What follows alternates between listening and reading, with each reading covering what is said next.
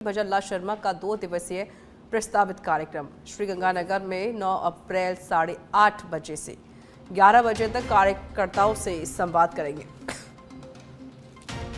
Hotel KLM Sriganganagar में करेंगे संवाद। प्रातः 11:10 से दोपहर 12:10 तक सरसों की MSP पर खरीद का शुभारंभ करेंगे। साथ ही किसानों व्यापारियों से करेंगे संवाद। नई धान मंडी श्रीगंगानगर में करेंगे संवाद। दोपहर 12:10 पर नई धान मंडी में करेंगे प्रस्थान। दोपहर 12:35 पर पहुंचेंगे शिवपुर हेड श्रीगंगानगर में शिवपुर हेड का करेंगे निरीक्षण। दोपहर 1:10 पर प्रस्थान करेंगे शिवपुर हेड से। दोपहर 3:10 पर पहुंचेंगे बुढ़ा जोहड़ डावला श्रीगंगानगर। शाम 4:30 बजे प्रस्थान करेंगे हेलीपैड बुढ़ा जोहड़ से। शाम 4:55 पर पहुंचेंगे helipad super thermal power station Suratgarh. शाम 5 बजे super thermal power station Suratgarh का निरीक्षण करेंगे। साथ ही अधिकारियों के साथ मुख्यमंत्री बैठक करेंगे। शाम 6:10 पर helipad super thermal power station Suratgarh से प्रस्थान करेंगे। 6:20 पर सूरतगढ़ एयरपोर्ट से करेंगे प्रस्थान। शाम 7:15 पर जयपुर एयरपोर्ट पहुंचेंगे सीएम। राजस्थान की डिप्टी सीएम दिया कुमारी की अध्यक्षता और पर्यटन शासन सचिव रवि जैन की उपस्थिति में पर्यटन भवन में सोमवार को समीक्षा बैठक आयोजित की गई। दिया कुमारी ने अधिकारियों को निर्देश देते हुए कहा कि स्वदेश दर्शन 2.0 योजना के अंतर्गत सीकर में श्री खाटू श्याम जी मंदिर में विकास कार्य शीघ्र शुरू करवाए जाए। उन्होंने इस संबंध में एक बैठक खाटू श्याम जी में ही करने के निर्देश दिए हैं।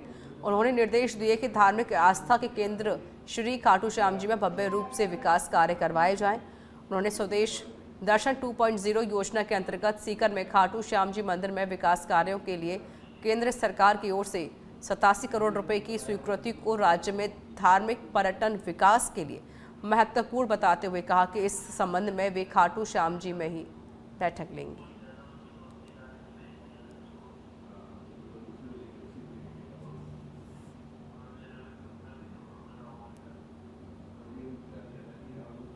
तो बड़ी जानकारी आपको दे रहे हैं। डिप्टी सीएम दिया कुमारी ने आज बैठक ली। पर्यटन भवन में आयोजित हुई ये बैठक। पर्यटन शासन सचिव रवि जैन भी इस दरमियान मौजूद रहे।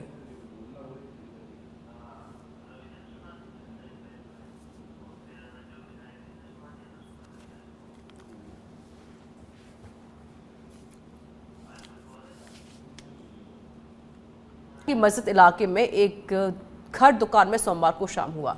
आग में झुलसे लोगों को MGH बर्न यूनिट में भर्ती कराया गया है। जिला कलेक्टर ने बताया कि खाना बनाते वक्त ये हादसा हुआ था। घर में एक फैमिली फंक्शन चल रहा था और उसी के चलते गैस सिलेंडर में अचानक से आग लगी। फिलहाल आग पर काबू पा लिया गया है।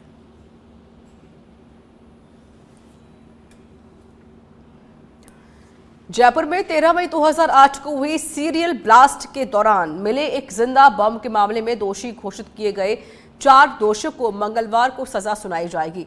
जयपुर बम ब्लास्ट मामले की विशेष अदालत के जज रमेश कुमार जोशी कल सजा का ऐलान करेंगे। कोर्ट ने जिन धाराओं में दोषी करार दिया है उन सभी धाराओं में अधिकतम कठोर आजीवन कारावास की सजा का प्रावधान है। गौरतलब है कि विगत सप्ताह शुक्रवार को इस मामले में फैसला सुनाते हुए अदालत ने सरवज आजमी, मोहम्मद सैफ, सैफुर रहमान और शहबाज को दोषी करार दिया था। सत्रह के सामने वो साइकिल किसने खरीदा है? जो इन्वेस्टिगेटिंग ऑफिसर हरिप्रसाद सोमा ने उन्होंने स्पेसिफिक कोर्ट के अंदर ऑन ऑथ ये स्टेटमेंट दिया है कि दुकान नंबर 17 के सामने साइकिल किसने खड़ी करी हमें पता नहीं है। जब आपको मैंने उसका ही पता नहीं है तो आप 120 भी किसके साथ करना चाहते हैं? कितनी धाराओं? देखिए इसमें मैक्सिमम जो सज़ा है ना, मैक्सिमम सज़ा इसके अंदर LI है। LI मैक्सिमम सज़ा है जिंदा बम का मामला था। और बाकी जो है इसके अंदर जो ये UAPA का जो मामला है इसमें 153A इसमें बेसिकली 153A को भी क्या है 2 क्लोज में बांटा गया है। पहले क्लोज के अंदर यदि आप ऑफेंस करते हैं किसी रूटीन स्थान पर तो वहाँ 3 साल की सज़ा है। और यदि किसी ऐसी जगह पर आप कोई ऐसा ऑफेंस करते। विधायक संदीप शर्मा ने KGA अधिकारियों व अभियंताओं के साथ विभिन्न क्षेत्रों में पानी से भरे हुए भूखंडों का निरीक्षण किया। विधायक संदीप शर्मा ने कहा कि खाली भूखंडों में भरे पानी में डूबने से हुई मौतें रूह कपा देने वाली हैं और बार बार ऐसी घटनाएं विभागीय लापरवाही के कारण हो रही हैं। विधायक ने गड्ढेनुमा भूखंड आवंटन नहीं करने के निर्देश दिए। साथ ही कहा कि भाजपा राज में मासूमों की मौतें बर्दाश्त नहीं की जाएंगी। अलवर जिले के बगड़तराहा थाना क्षेत्र के अंतर्गत आने वाले गांव पीपली का बास में एक सनसनीखेज मामला सामने आया। दिल्ली के डायरेक्टर ऑफ हेल्थ मिनिस्ट्री के पद से सेवानिवृत्त हुए वरिष्ठ आईएएस अधिकारी एसआर मीणा पर उनके ही परिवार के करीब 7 से 8 लोगों ने जानलेवा हमला कर दिया। हमले में वे गंभीर रूप से घायल हो गए, जिन्हें प्राथमिक उपचार के बाद तत्काल ईएसआईसी हॉस्पिटल में एडमिट करवाया गया, जहां उनकी हालत नाजुक बताई जा रही है। घटना के बाद गांव में तनाव का माहौल बन गया है। पुलिस ने मामला दर्ज करके जांच पड़ताल शुरू कर दी है। हमले के पीछे पारिवारिक विवाद की आशंका जताई जा रही है। मामला ये हुआ कि मैं दिल्ली से अपना सामान लेकर अपने गांव अपने मकान में आ रहा था। मकान में आया, कुछ सामान रखा।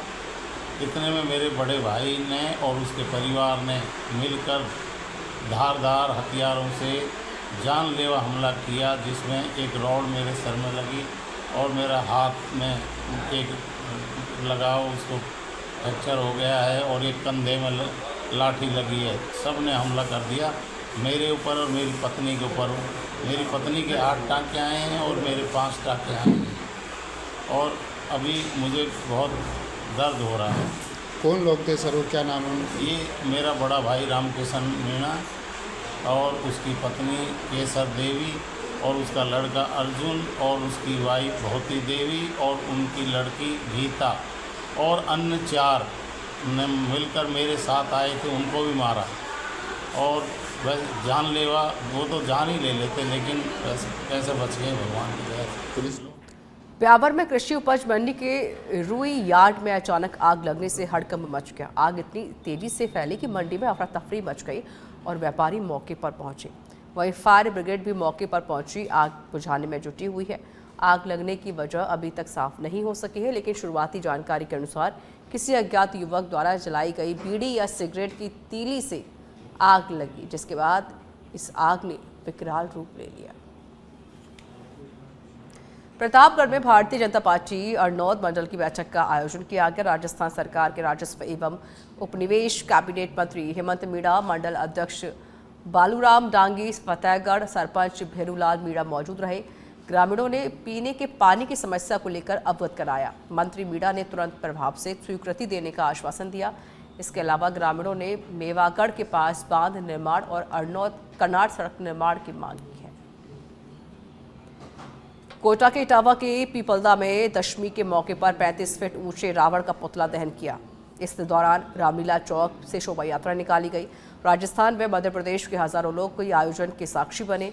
पीपलदा में चैत्र नवरात्रि में 2.5 कड़ी की रामलीला का हड़ौती भाषा में मंचन किया गया। इस दौरान पुलिस और प्रशासन के अधिकारी मौजूद रहे। पाली के तखतगढ़ कस्बे में कृषि डाक बंगले में 28 मार्च से भारतीय खाद्य निगम अजमेर द्वारा गेहूं खरीदी केंद्र पर समारोह पूर्व शुभारंभ किया गया था। केंद्र पर 335 किसानों ने पंजीकरण कराया। गुणवत्ता निरीक्षक दिलीप स्वामी ने बताया कि 10 दिन में 30 किसानों ने केंद्र पर तुलाई की है। इसमें 1741 क्विंटल भुगतान किया गया। इस पर 44,83,000 रुपये किसानों के खाते में चले गए हैं। किसानों ने बताया कि तखतगढ़ में केंद्र खुलने से काफ़ी ज़्यादा फायदा हो रहा है। 30 से अधिक किसानों का हमारे 1741 क्विंटल गेहूं की आज तक खरीद हो गई है और लगभग 44,83,075 रुपये तक का पेमेंट हमने कर दिया है। सभी किसानों का जो पेमेंट है वो उसी दिन खाते में उनके किया गया है और अब तक किसानों की बहुत अच्छा नॉलेज में है। और हमारी जो अब तक जो किसान है यहाँ पर 235 किसानों ने यहाँ के सेंटर के लिए रजिस्ट्रेशन करा लिया है। सैनिटरी नैपकिन क्षेत्र अभियान पीरियड का प्रथम चरण मदरसों से शुरू किया गया। इस दौरान वर्कशॉप आयोजित कर छात्राओं को मानसिक धर्म स्वास्थ्य व जागरूकता संबंधित जानकारी दी गई। अभियान का शुभारंभ अतिरिक्त निर्देशक अल्पसंख्यक मामलात विभाग अबू सुफियान चौहान के मुख्य आतिथ्य में हुआ। इस दौरान छात्राओं को निःशुल्क सैनिटरी किट व नैपकिन भी फाउंडेशन की ओर से दी गई है। इस दौरान उपस्थित अतिथियों ने पोस्टर का विमोचन किया।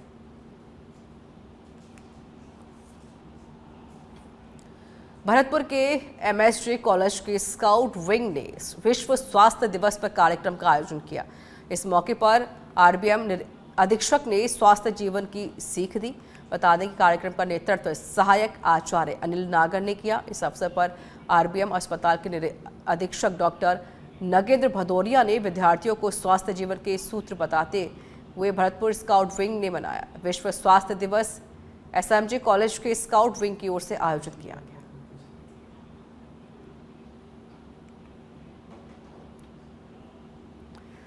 जम्मू कश्मीर के रामबन जिले में तैनात 26 राष्ट्रीय राइफल्स के जवान विजय यादव का रविवार तड़के निधन हो गया। हालांकि उनकी मौत के कारण सामने नहीं आए हैं। सोमवार दोपहर करीब 1 बजे जवान के पार्थिव गांव लाई गई, जहां उनका अंतिम संस्कार किया गया।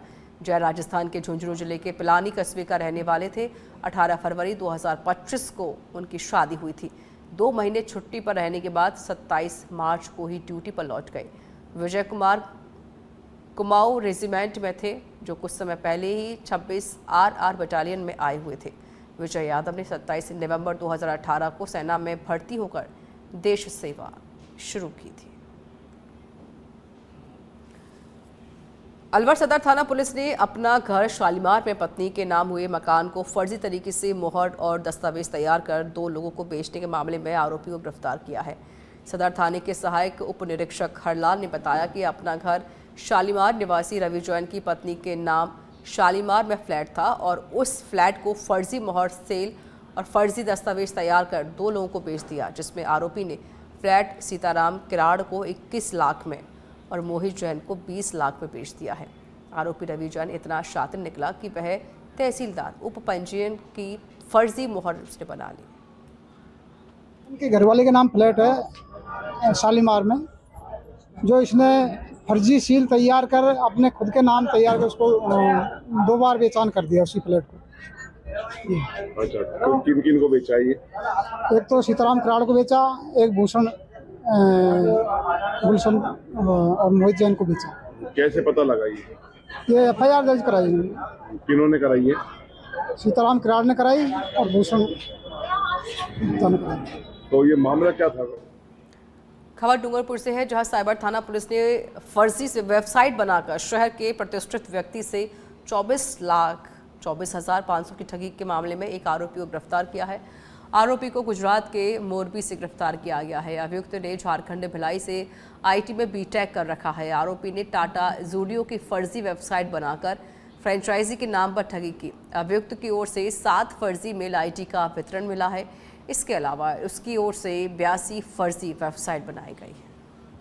दिनांक 18/11/2024 को प्रशांत चौबीसा